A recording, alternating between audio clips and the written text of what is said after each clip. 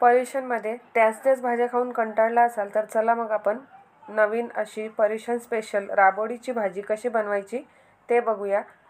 Welcome to my channel Kirti smart kitchen. आज आपण Jain Paryushan special राबोडीची भाजी कशी बनवायची ते बघणार आहोत। अगदी वेगळ्या पद्धतीने ही राबोडीची भाजी चमचमीत अशी तयार होते। चला तर मग ही भाजी कशी बनवायची ते बघूया। भाजी बनवण्यासाठी मी 18 ते 20 राबोड्या घेतलेल्या आहे। या राबोड्या तुम्हाला ॲमेझॉनवर तसेच मार्केटमध्ये जिथून तुम्ही कुरडई पापड विकत घेता त्या ठिकाणी सुद्धा मिळतात। या राबोड्या तोडून घ्यायच्या। तर बघा मी अशा प्रकारे या राबोड्या तोडून घेत आहे, म्हणजेच याचे तुकडे करून घेत आहे।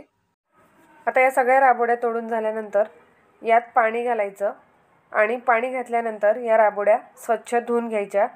पाणी घातल्याने या राबोड्यामध्ये जो डस्ट असतो तो निघून जातो आणि या राबोड्या सॉफ्ट होतात। तर तुम्ही बघू शकता मी अशा प्रकारे या सगळ्या राबोड्या पाण्यामध्ये घालून धुवून घेतलेल्या आहे। या राबोडीमधलं सगळं पाणी काढून घ्यायचं आणि आता याची भाजी कशी बनवायची ते बघूया। भाजी बनवण्यासाठी एका जाड उडाच्या कढईमध्ये 3 टेबलस्पून इतकं तेल घ्यायचं। तेल गरम झाल्यानंतर यात अर्धा टीस्पून मोहरी, अर्धा टीस्पून जिरं घालायचं, अर्धा टीस्पून बडीशेप घालायची। बडीशेपने या भाजीला टेस्ट छान येते। 2 चिमूट हिंग घालायचा, 1 टेबलस्पून बेसन घालायचं आणि हे बेसन या तेलामध्ये सगळ्या मसाल्यांसोबत परतून घ्यायचं। या बेसनाला तेलामध्ये 1 ते 2 मिनिटं मंद आचेवर परतून घ्यायचं आहे। 1 ते 2 मिनिटांनंतर बेसन व्यवस्थित परतून झालेलं आहे।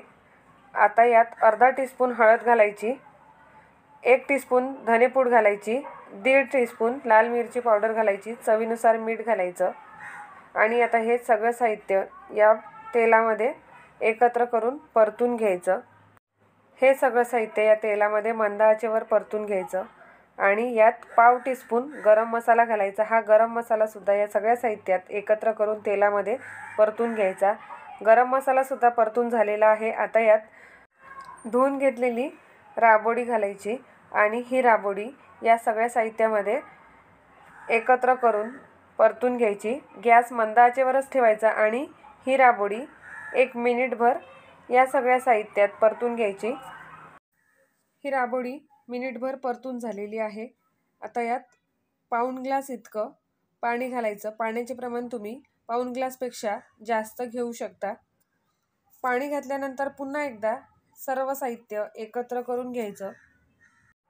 राबोडीसोबत सर्व साहित्य एकत्र करून झाल्यानंतर यावर झाकण ठेवून मंद आचेवरच या राबोडीच्या भाजीला 3 ते 4 मिनिटं शिजवून घ्यायचं।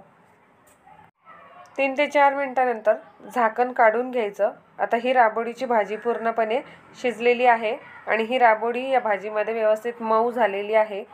या राबोडीच्या भाजीला तुम्ही पराठा किंवा चपातीसोबत सर्व करू शकता।